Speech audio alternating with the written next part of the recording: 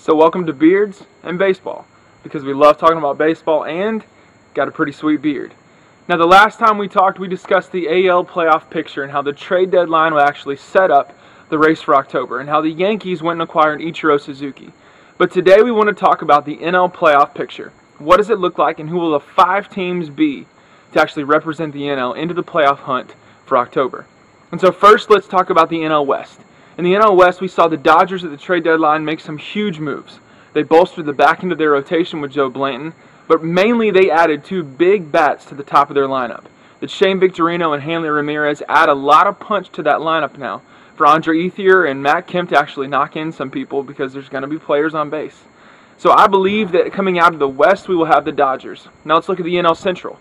It's really a 3-team race with the Cardinals, even though they're 7 games back of the Reds. You have the Cardinals, you have the Pirates, and you have the Reds.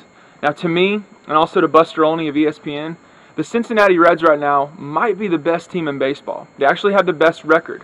So I believe going forward that the Reds will actually maintain that and win the NL Central, primarily because they have the easiest schedule in baseball going forward. And then you look at the NL East. In the NL East, it's really now a 2-team race. That a few months ago, right around the All-Star break, we actually would say that it's a 4-team race. But because of injuries and some regression, we would say that now the Nationals and the Braves are the 2 teams from the NL East. Now, I think that going forward, you've got Steven Strasburg being shut down for the Nationals, and you've got the history and the experience for the Braves. So I would say that the Braves will actually overtake the Nationals and win the NL East. Now, the 3 division winners in the NL are going to be the Reds, the Dodgers, and the Braves. But there are 2 wildcard spots now this year.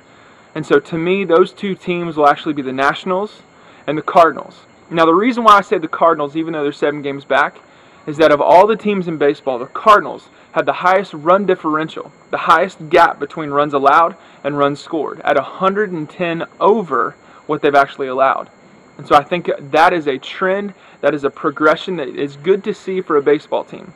So going forward for the NL playoff picture, I would say that the 5 teams are the Dodgers, the Reds, the Cardinals, the Braves, and the Nationals. But again, these are just my thoughts, and what we want to know is what you think.